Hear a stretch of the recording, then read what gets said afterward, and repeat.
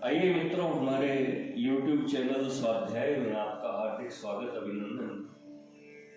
आज हम आपके लिए लेकर आए हैं हृदय अथवा भक्ति मार्ग। इस शीर्षक पर प्रेरणादायक ज्ञानवर्धक ज्ञान चर्चा। अगर आपने हमारे चैनल को लाइक और सब्सक्राइब नहीं किया है तो आपसे निवेदन है, कृपया चैनल को लाइक और सब्सक्राइब अवश्य करें। श्री भगवान जीवों के हृदयों में नित्य निरंतर निवास करके परम त्याग यज्ञ करते हैं।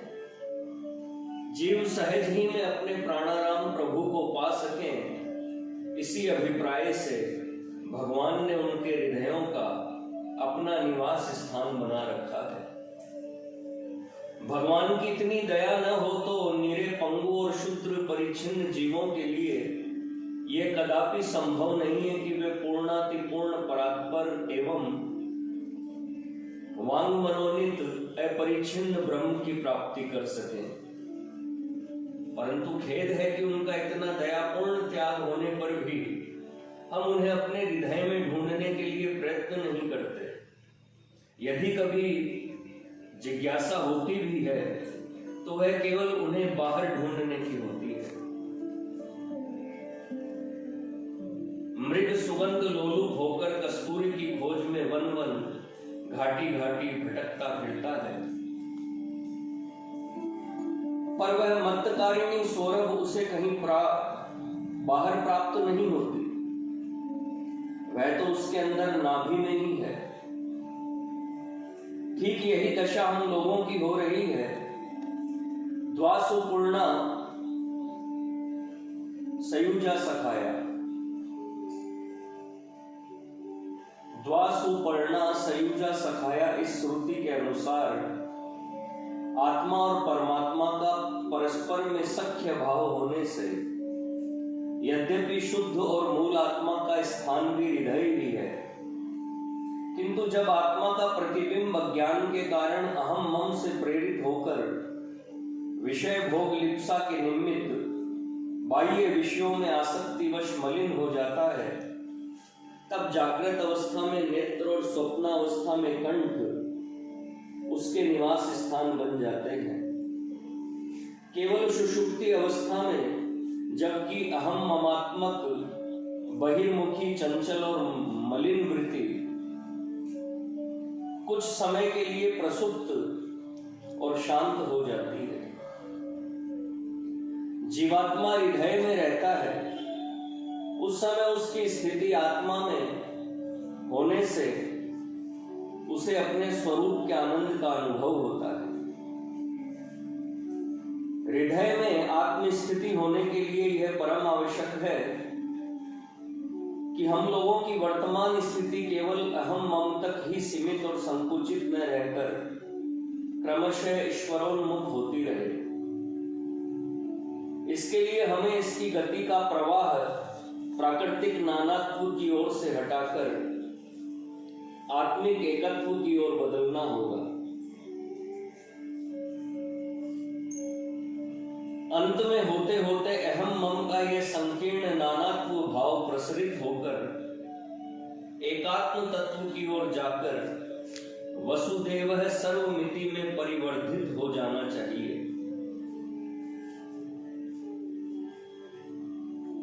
तात्पर्य यह है कि त्रिगुणमयी प्रकृति से मोहित होकर हम लोग जिन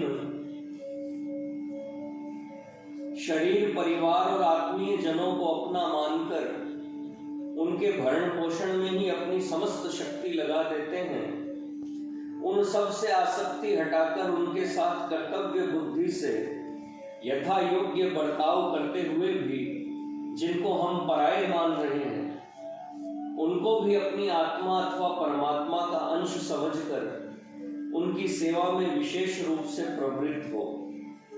ऐसा करने से हमें माइक प्रकृति के बंधन से छुटकारा मिलेगा एवं अज्ञान अंधकार का नाश होगा। पर इस बात का ध्यान रहे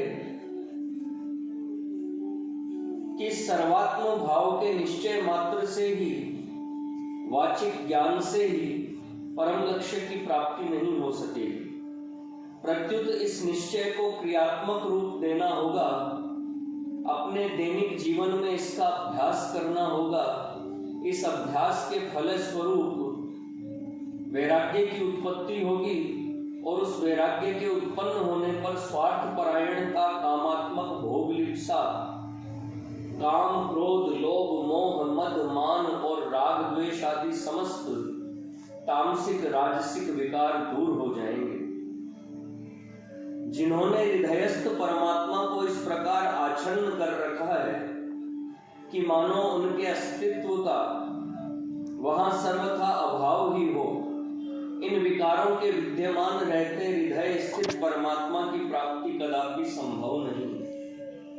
कई ऐसे साधक भी देखने में आते हैं जिनका अंतःकरण प्रायः निर्विकार सा प्रतीत होता है, पर उन्हें भगवत कृपा का लाभ और साक्षात्कार नहीं हुआ। इसका कारण यह है कि वे शरीर यात्रा का कार्य करते हुए भी अपने निश्चय का दैनिक जीवन में अभ्यास नहीं करते। वे कहते हैं कि दूसरे सब भी उनकी आत्मा ही है, किंतु उनके सुख दुख में अपने सुख दुख का सा अनुभव नहीं करते। अपने दुख की निवृत्ति और सुख की प्राप्ति के लिए वे जितना यत्न करते हैं वैसा दूसरों के निमित्त नहीं करते। इससे सिद्ध होता है कि उनकी स्थिति अब तक वस्तुतः व्यष्टि में ही संकुचित है, समष्टि तक उसका विकास हो नहीं पाया है। भगवान श्री कृष्ण ने इस सर्वात्म स्थिति का स्पष्ट वर्णन गीता में इस प्रकार किया है, आत्मोपम्येन सर्वत्र समम पश्यति यो अर्जुन, सुखम वा यदि वा दुखम स योगी परमो मतः। भगवान की दृष्टि में वही परम योगी है जो दूसरे के सुख दुख का अनुभव अपने ही सुख दुख के समान करता है। अतः सब प्राणियों को आत्मा या परमात्मा का रूप समझकर इस निश्चय के अनुसार साधन करने पर ही यथार्थ ब्रह्म ज्ञान की उपलब्धि हो सकती है। एक एकात्म भाव के अनुसार साधकों के लिए वह परम आवश्यक है कि वे निस्वार्थ सेवा और करुणा के भाव से प्रेरित हो, अपना मुख्य कर्तव्य मानकर दीनहीन, असहाय, दरिद्र, दुखी और पद दलित आदि को परमात्मा का रूप मानकर उनके दुखों की निवृत्ति, सुखों की वृद्धि एवं अभावों की पूर्ति के निमित्त यथा सामर्थ्य चेष्टा करने में सोत्साह संलग्न रहे और इसे परमात्मा की सेवा समझे।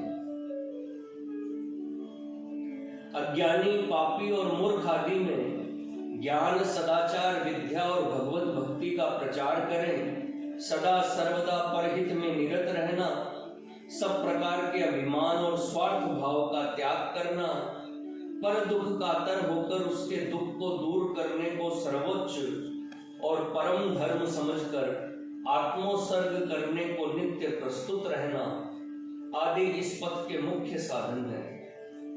इस प्रकार के साधन से शुद्धांतकरण और निरभिमान हो चुकने वाला साधक ही यथार्थ उपासक कहलाने योग्य है। उसकी उपासना का मुख्य उद्देश्य स्वार्थ साधन न होकर लोकहित मात्र रह जाएगा। वह अपनी साधना के कारण संसार का बहुत बड़ा चिरस्थायी उपकार करने में समर्थ हो सकेगा। ऐसा साधक अपने आराध्य प्रभु की निर्हेतु की उपासना स्मरण ध्यान द्वारा अपने स्वच्छ हृदय में मन को सन्निवेशित कर संसार के हितार्थ न कि स्वार्थ साधनार्थ, जिसमें मोक्ष भी सम्मिलित है, निरंतर प्रेम पूर्वक लगा रहेगा और अपने उपदेश विशेषतः कार्यकलाप से दूसरों को भी इस सदुद्देश्य साधन में नियुक्त करेगा। ऐसा साधक भगवान के तेज पुंज का एक केंद्र बन जाता है। इसी केंद्र से फैलकर वह तेज सारे संसार को ज्ञानालोक से प्रकाशित कर कृतार्थ कर देता है। यही यथार्थ भाव ईश्वरार्पण का यही यथार्थ भाव ईश्वरार्पण का है, क्योंकि ऐसे साधक के पूजन, स्मरण और ध्यान को भगवान ग्रहण कर उसको लोक हितार्थ व्यवहित करते हैं। ऐसा होने पर भी यथार्थ प्रेम भक्ति का संचार होता है और उसी से अपने उपास्य के साथ उसका साक्षात संबंध स्थापित होता है। ध्यान द्वारा तद्गत चित्त होने से ध्येय का साक्षात्कार होता है। ध्यानावस्थित तद्गतेन मनसा पश्यन्ति यम योगिनः। श्री गौरांग महाप्रभु के दक्षिण से लाए ब्रह्म संहिता के 5वें अध्याय में लिखा है कि भक्त अपने उपास्य को प्रेम के नेत्र से सदा अपने हृदय में देखते हैं। प्रेमांजन छुरित भक्त विलोचनेन संत सदैव हृदयेषु विलोकयन्ति यम श्याम सुंदर मचिंत्य गुण स्वरूपम गोविंद मादि पुरुषम तमहम भजामि। निष्काम भक्ति की उपासना में 4 मुख्य बाधाएं हैं, जिनको दूर किए बिना साधन परिपक्व अवस्था को प्राप्त नहीं हो सकता। उपास्यों की एकता न मानना, अपने उपास्य को अन्य उपास्य से पृथक मानना बड़ी भूल है। अनन्यता के नाम पर दूसरे उपास्यों को निकृष्ट मानकर अपने को सबसे उत्कृष्ट मानना नितांत भ्रांत भावना है।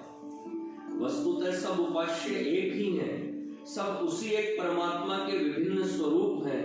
अतः किसी के उपास्य को अपने उपास्य की अपेक्षा किसी भी अंश में न्यून समझना अपने उपास्य का ही अपमान करना, क्योंकि उक्त उपास्य भी वही अपना ही है, दूसरा नहीं। अतः इस भेदभाव को दूर करना चाहिए।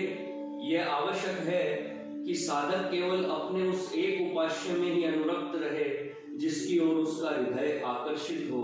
एक से अधिक को उपास्य न बनावे, किंतु इसका यह अभिप्राय कदापि नहीं कि वह अपने उपास्य को दूसरे उपास्य से कदापि भिन्न समझे। भक्ति में दूसरी रुकावट अहंकार की है। साधक के हृदय में जब तक अहंकार और ममत्व किसी भी अंश और आकार में विद्यमान रहेंगे, तब तक उपास्य परमात्मा की साक्षात प्राप्ति कदापि नहीं हो सकती। प्रेम गलियति सांकरी तामे दोन समाही, अहंकार दमन भी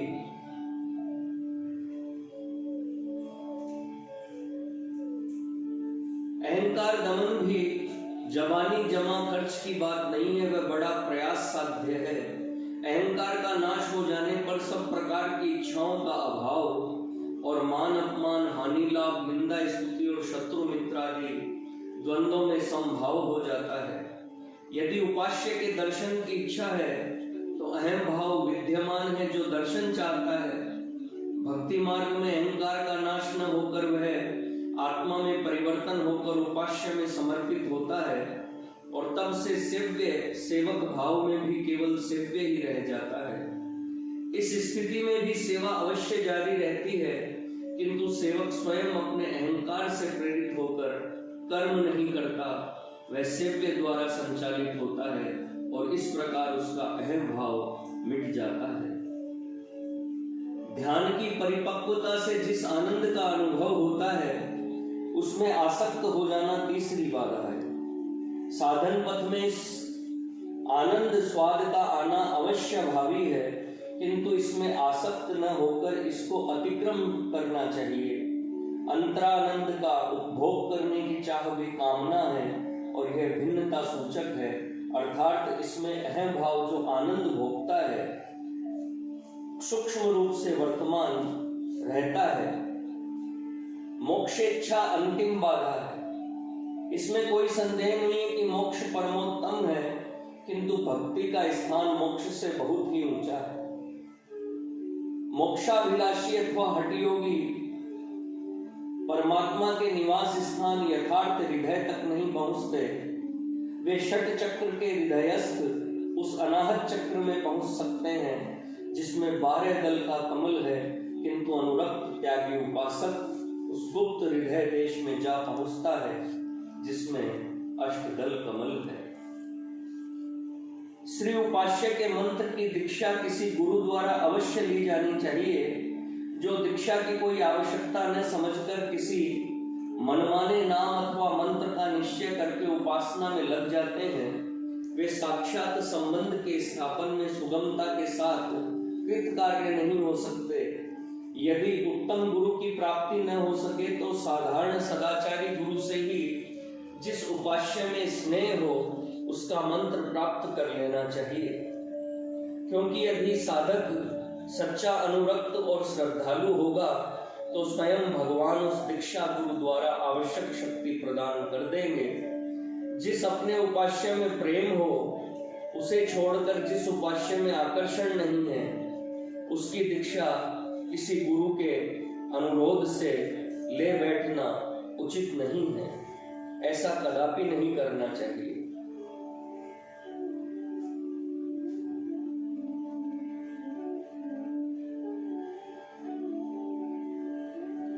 ये सब बाह्य दीक्षा गुरु उस वास्तविक और अदृश्य श्री सद्गुरु के प्रतिनिधि हैं,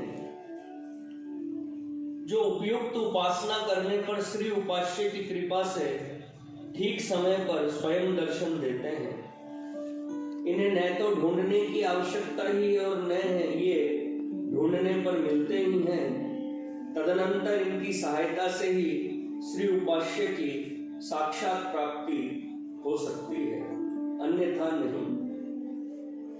यह भी अटल नियम है कि श्री सद्गुरु की प्राप्ति से ही उसे श्री उपास्य की भी प्राप्ति हो सकती है। ऐसे श्री सद्गुरु भी बाहर न मिलकर अभ्यंतर हृदय में ही मिलते हैं, क्योंकि वस्तुतः उनमें और श्री उपास्य में कोई भेद नहीं। गुरु गीता आदि ग्रंथों में जिस सद्गुरु का वर्णन है, उससे ऐसे सद्गुरु का ही निर्देश होता है जो इस समय भी वर्तमान है और अपना कार्य कर रहे हैं, और इस समय भी वे योग्य साधकों को मिलते तथा दूसरों की अदृश्य भाव से सहायता करते हैं। मित्रों, यह थी हृदय अथवा भक्ति मार्ग इस शीर्षक पर प्रेरणादायक ज्ञानवर्धक ज्ञान चर्चा। अगर आपको हमारा चैनल पसंद आए तो इसे लाइक और सब्सक्राइब अवश्य करें। धन्यवाद।